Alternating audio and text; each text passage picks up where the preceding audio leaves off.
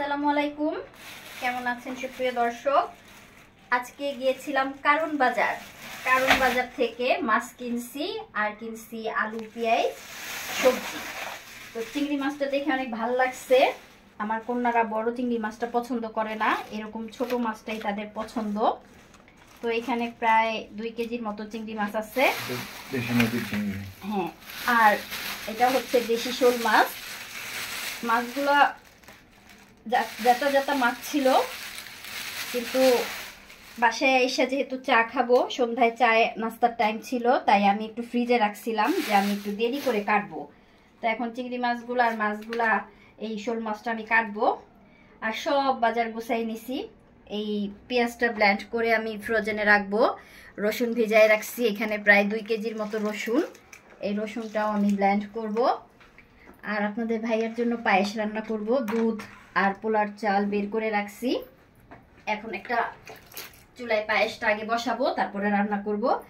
এই যে ঢেঁড়স, এটাও কিন্তু আমি কারণ বাজার থেকে আনছি। আর এই রসুনগুলো আমি আস্ত রাখছি। অনেক সময় শাক রান্না করলে বা ডাল রান্না করলে তখন এরকম কাঁচা রসুন লাগে। আরও কিছু টুকিটাকি বাজার করছি, যেমন লাল শাক, তারপরে কাপড় ধোয়ার পাউডার, থালাবাটি মাজার ভিমবার, কয়েল, পেস্ট। আর এটা হচ্ছে আপনাদের ভাইয়ার পছন্দের স্বাদের লাউ। যেহেতু চিংড়ি মাছ কিনছি, ওই চিংড়ি মাছের সাথে এই লাউ দিয়ে রান্না করব। আর করলাটা সবারই পছন্দের। ভিমবারের সাথে আবার ভিম লিকুইডও নিয়ে আসছি। বেগুনটা মাঝে মাঝে ভাজা যায়, ভাজলে আমার কন্যারা পছন্দ করে। আর এই হচ্ছে কদবেল, অনেক দামি একটা ফল হয়ে গেছে। এখন আর এগুলো হাতের নাগালে পাওয়া যায় না। আর এই যে মেইনলি কারণ বাজার গেছিলাম এই আলু, পেঁয়াজ, রসুন এগুলোর জন্যই। তো এই আলু আর পেঁয়াজ 5 কেজি করে আছে। আমাদের খাবার তো কিনছি। আর এটা হচ্ছে আমাদের ব্যাংকু সোনা আর চিঙ্কু সোনার খাবার। তাদের এরকম র্যাবিট ফুড লাগে। তো এখন আমি রান্না করব। আগে বাজারগুলা গুছাই, বাজার গুছাবো, মাছ কাটবো। চিংড়ি মাছগুলা কাটতে সময় লাগবে, শোল মাছগুলা কাটতে সময় লাগবে। তো কাটাকাটি করি, তারপরে রান্না আসতেছি। আমার সাথে থাকেন, চলে যায়েন না।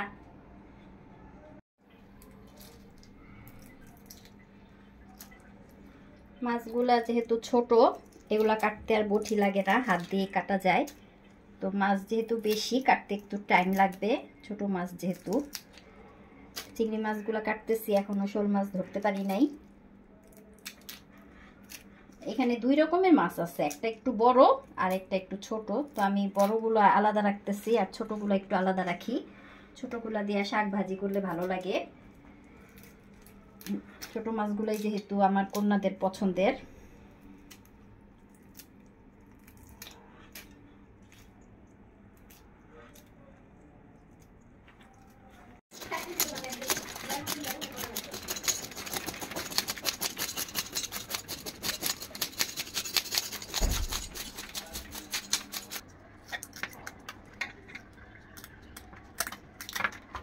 বটি দিয়ে এগুলা কাটতে গেলে অনেক শক্ত লাগে, দেরি হয়।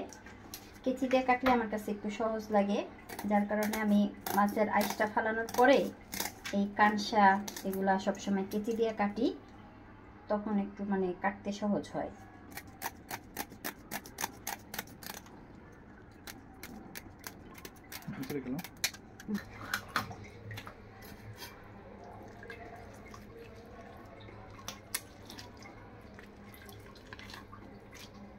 মাছগুলা পিস করব না, এইভাবে আমি ফ্রিজে রাখবো।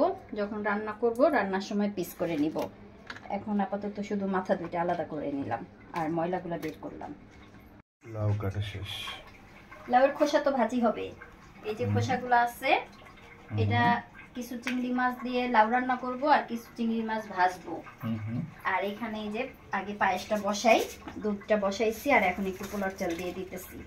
চালটা সিদ্ধ হইতে থাক, এই ফাঁকে আমি শাকগুলো একটু প্রসেসিং করি। পায়েসটা কেন রান্না করতেছ বললাম না? পায়েসটা তো তোমার জন্য রান্না করতেছি। তুমি যেটা খাও এটাই তোমার ঝাল লাগে, এজন্য তোমার জন্য মিষ্টি খাবার। এটা হচ্ছে চিংড়ি মাছের মাথা, এটা ব্লেন্ড করছি লাল শাক দিয়ে রান্না করার জন্য, এবং বড়া বানানো হবে। হ্যাঁ,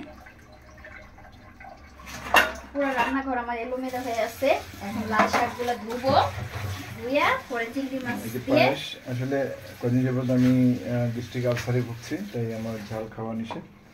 যাও খাচ্ছি আজকে পায়েস যাও রান্না ভাত করা আর হচ্ছে। আজকে পায়েস। এটা আপনার ছোট মাছ যেহেতু মাছটার মাথাগুলাকে আমি ব্লেন্ড করে নিছি। ছোটবেলা দেখতাম আমার মা খালারা এরকম করে চিংড়ি মাছ বাছার পরে পাটার মধ্যে পিষা পরে চিপা রসটা নিত। তো আজকে যেহেতু মনে পড়লো ছোট মাছ দেশি মাছ, এজন্য আমি এটা করলাম। এটাকে আমি লাল শাক দিয়া রান্না করব। লাল শাকটা আমি ধুইয়া চিকন করে কাইটে নিছি।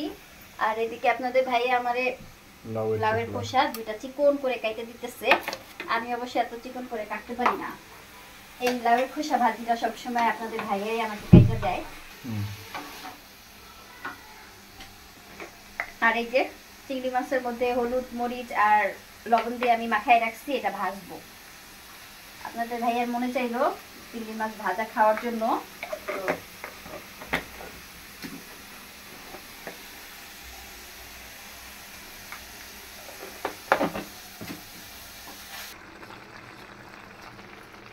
এই লাল শাকটা একটু ঝোল ঝোল থাকবে, এটা খুব একটা শুকাবে না। আর এদিকে আমার পায়েসটার এই অবস্থা। আর একটু চালটা সিদ্ধ হবে, অনেকটা গলে গলে যাবে, তারপরে নামাই নিব। চুলা যেহেতু খালি নাই এজন্য অপেক্ষা করতেছি। এই যে লাউ কাটা আছে, রান্না হবে। আর আপনাদের ভাইয়া এই যে আলু কাটতেছে লাউয়ের খোসার সাথে ভাজি করার জন্য। পায়েসটা অনেকটাই গলে গেছে। এখন আমি এখানে কিছু কিশমিশ বাদাম, তারপরে আছে শুকনা খেজুর, এখানে অনেক জিনিসই আছে। হ্যাঁ, মিক্স একটা ফুড, তো এটা আমি দিয়ে দিতেছি। ছোট চিংড়ি মাছটা দিয়ে আমি লাউ রান্না করতেছি। তো মাছ আগে কষায় নিচ্ছি অল্প মশলা দিয়ে, আর এখন লাউ দিয়ে লাউটাও কষায় নিতেছি। আর এদিকে বড় যে মাছগুলা এগুলো আমি ভাজা নিতেছি। চিংড়ি মাছটা এক পাশ হইলে আমি আবার অন্য পাশ উল্টাই দিলাম। এই মাছটা এরকম ভাজাই থাকবে, এটা আর রান্না হবে না। এটার মধ্যে হলুদ মরিচ লবণ সবই দেওয়া হয়েছে। চিংড়ি মাছ ভাজা শেষ, এখন একটা বাটির মধ্যে নিতেছি। চিংড়ি ফ্রাই খেতে ইচ্ছে করলো, আর তেলের মধ্যে শুকনা মরিচ ভাজতেছি কয়েকটা। মানে এটার মধ্যে তেমন একটা মশলা দেই নাই, বাচ্চারা যেমন খায় ওরকম বাচ্চাদের মতো খাবার। এটাই আমার খেতে ইচ্ছে করছে, এটাই খাও, নো প্রবলেম। আর এই যে মরিচটা কিন্তু তুমি খায়ও না। লাউয়ের খোসাটা ভাজি করে নিতেছি। এখানে একটা চিংড়ি মাছের স্মেল থাকবে। আর এই যে এই চুলায় আমার লাউটা কষানো হইতেছে। এই যে আপনাদের ভাইয়া আমাকে পেঁয়াজগুলো ব্লেন্ডারে পেস্ট করে দিতেছে, এগুলো উনাই কাটছে। এই যে অলরেডি এক জগ হয়ে গেছে।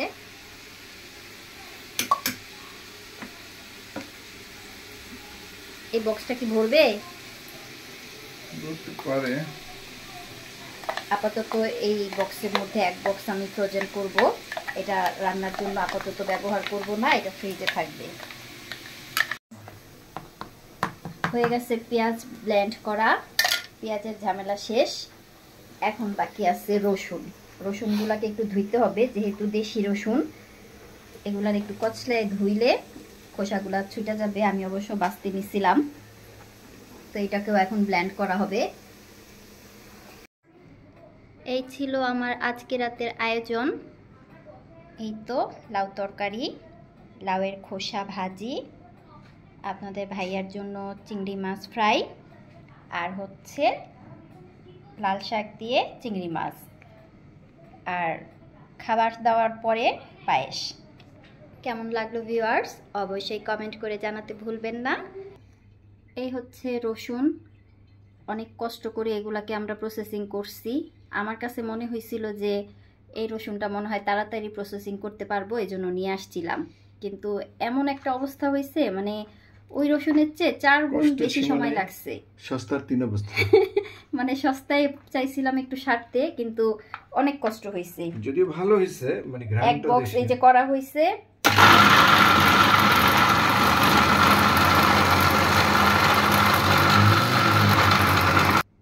আরেক জগ হয়ে গেছে। এটা অবশ্য দেশি রসুন, এটার ঝাঁজ বেশি, এটার টেস্টও বেশি। যদিও করতে অনেক কষ্ট হয়েছে, বিশেষ করে এগুলা ছিলতে আমাদের দুজনের একদম 12টা বেজে গেছে। ভিজাই রাখছি তারপরেও খোসা উঠে না। যাই হোক, এই 2 কেজি রসুন আগের আছে আরও, এটা আমার মোটামুটি অনেক দিন চলে যাবে। এই যে আমার রসুনের আইসক্রিম রেডি, আইসক্রিমের বক্সে নিয়ে নিছি। এখন এটা মনে হবে আইসক্রিম। উপরে অবশ্য নাম লেখা রাখতে হবে, নয়তো আমি ভুলে যাব কোনটা আদা, কোনটা রসুন আর কোনটা পেঁয়াজ। অনেক পরিশ্রম হয়েছে এই রসুনগুলো প্রসেসিং করতে। এখন রাত প্রায় 2টা বাজে, 2টা পর্যন্ত দুইজনে মিলে তেলেসমাতি করলাম। 2টা 2:30 বাজে। ও 2:30 বাজে গেছে।